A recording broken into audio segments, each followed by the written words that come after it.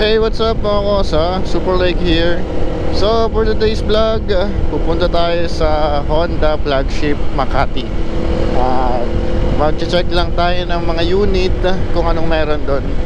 Tsaka, titingnan din natin kung meron na silang Honda CBR 650R 2024. Syempre, yung Honda CB 650R na 2024 model din na meron ng e-clutch. Yung e-clutch yung kahit naka stop kayo, then mag first gear kayo or second gear, hindi nyo na kailangan gumamit na clutch. Kaya naging ano siya, electric clutch, e-clutch. Napakalupit. Alam ko meron na rin nun dati. May nakita na ako nun eh. Hindi ko lang sure kung anong motor yun, kung anong brand. Pero 135cc yung kanyang makina. Hindi siya Honda, hindi rin siya Kawasaki. China brand siya eh. So yun, puntahan lang natin doon.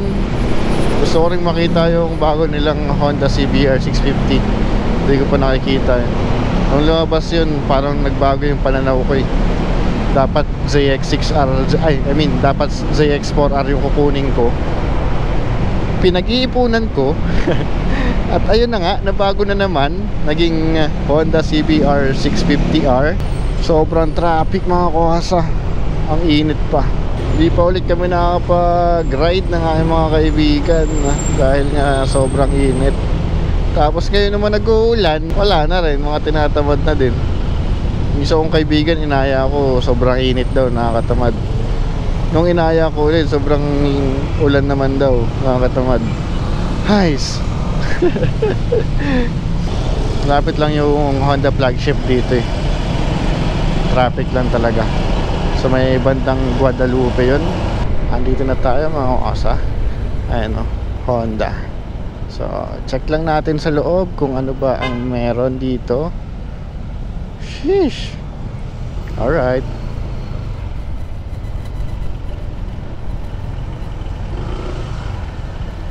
Sir, ito pa lang yung display nyo ng Honda? Yes sir. CB650. Wala pa nung CBR? Wala pa. Puro CB lang pala dumating. Kailan kaya darating yung CBR? Tentative pa yun sir. Hindi pa alam sir. Okay lang mag-video sir? Okay. Okay sir. So ayun mga kasa, ito yung CB650R na 2024 model. Ito yung standard sir, no? Standard. Ganda ng kulay.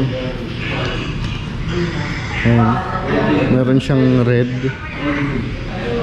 Ano ba to? Black or green? Ito green.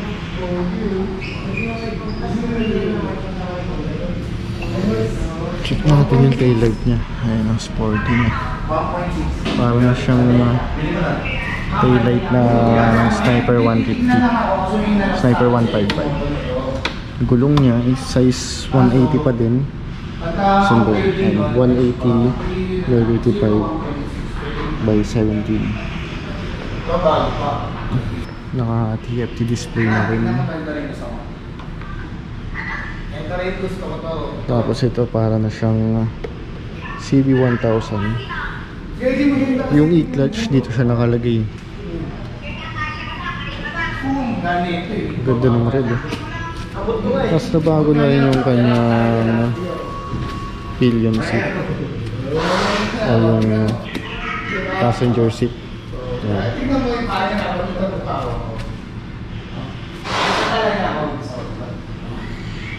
Ganda. Bago na rin yung headlight niya. Nissin caliper pa din siya. Yung disc na naka-float.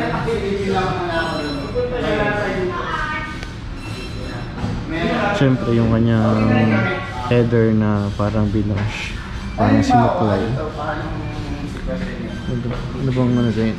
Parang may intake na rin siya dito. Ganda. So ang presyo nito ay, pero alam ko nasa 524,000 to. At yung e-clutch, wala pang price. Sir, magkano price ito ngayon? Check ko lang sir. Sige, sir. 524 sir. 524. Yung CBR? Yung CBR. Yung 650 pa sir. Ah, sir, yung 650. Price pa lang dito sir is 549. Ah, yan yung luma, no? Yung sa luma. Oo. Sir. Sige, sir. So, yan, tama yung price natin. 524,000 tong CB650R na 2024 model.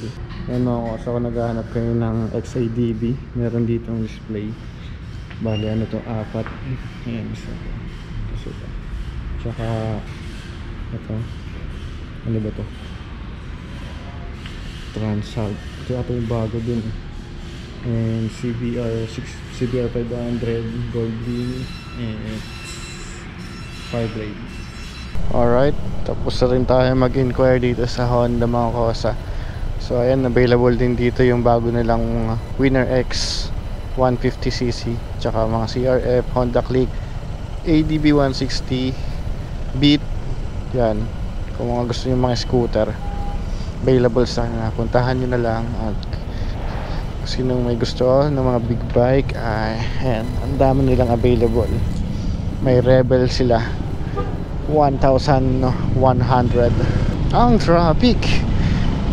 Kinuha ko na rin yung mga checklist available na motorcycle sa kanila, mga big bike, para ma-check natin yung price, kung magkano ba yung down payment, magkano yung monthly for 12 months, 24 months and 36 months. So ngayon wala pa daw available na CBR 650, tentative pa daw. Ang meron pa lang ay yun, yung CB 650R. Ang ganda, no? Bagay na bagay sa akin eh. Sheesh. Ang down payment is 104,000 at ang monthly for 36 months ay 15,000 plus. Okay na rin. At ayan, kung sino yung may gusto na bumili ng CBR at naghahanap ng CB650, merong available na 3 unit dyan sa Honda flagship Makati. Ipopost ko na lang yung contact number and name ni Sir Christian para siya na lang yung kukontakin nyo. Siya daw yung may hawak ng Honda big bikes. At dito ko na rin tatapusin ang aking vlog mga kosa. Thank you for watching. Always ride safe and put God first. Peace out. Sheesh.